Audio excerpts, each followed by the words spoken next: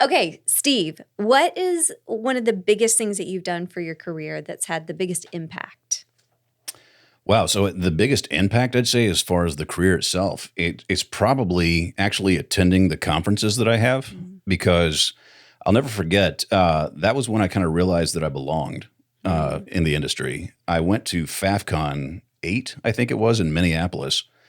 And I walked in, this is the first time I'd ever done a conference like that. And if you've ever been to a FAFCon, it's literally, you're vetted to get in. There's only 100 people there. And I walked in thinking, what am I doing here? I don't deserve to be here.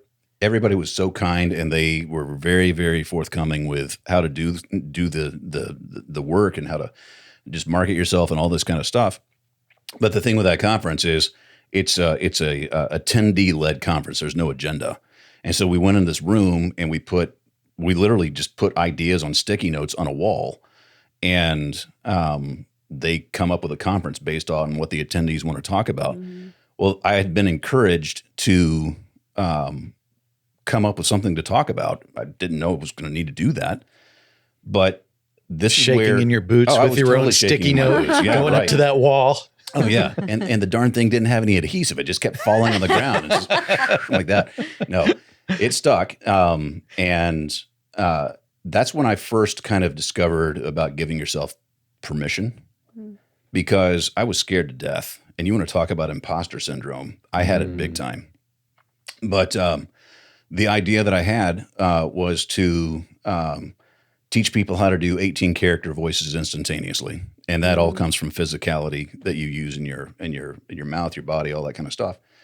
And I'll be darned if they didn't accept it. And I got a chance to do the session with Mo Rock, great voice talent. She was there to talk about character voices too.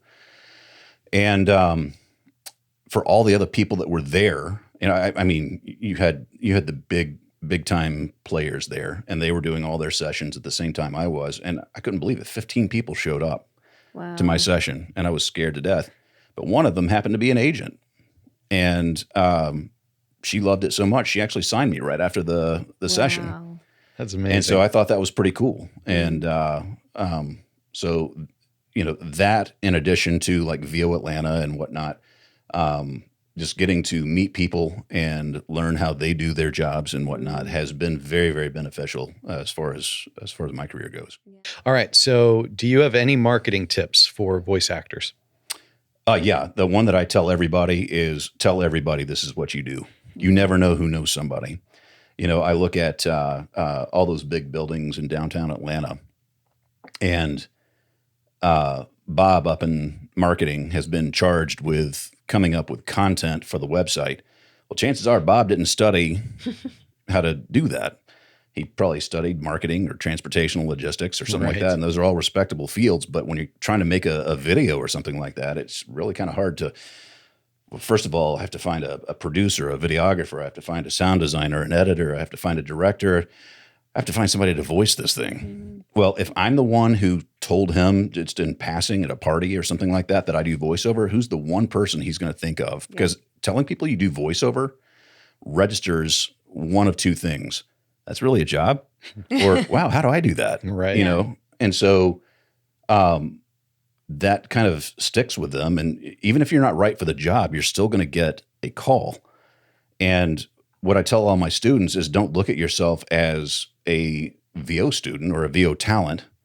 See yourself as a solutions provider, because you turn things that maybe you're not even right for into a win-win situation for everybody. Yep. And if you're able to provide the solution, they will come back to you when the time is right for you to actually voice the gig. So. What about a pre-VO session or audition rituals? Any weird things that you'd the like to do? biggest thing I could say is drink as much dairy as you can. Yeah, I find totally. that phlegmy, coated sound coming out of your throat is really effective on the mic. That's your secret? Oh my gosh.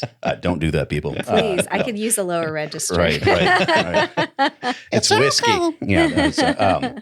Now, the thing that I think is kind of funny, and I tell a lot of my students to do this, is, when you create your character, is to walk around the house as that character for a little bit. And so, I'm walking around, and, my studio is in my basement, and inside my basement is the booth and then a bunch of junk. And then outside of the studio there's a long, we call it the downstairs that runs the length of the house. And so I'll just walk over to that part of the house and just start talking to inanimate objects in the house. Hey, treadmill, it's got the clothes hanging on it. Hey, and it's being in the character that I'm trying to be, because I'm trying to find out how do I talk in that character so that when I step back into the booth, I can just maintain it and muscle memory carries through. Yep. It's all good. Yeah. So, well, I was hoping you'd give us some weirder, but that's okay. so We'll take my it. whisper room has a light and I turned it green. That's, yeah. Magical. Yeah. I don't know what that's all about.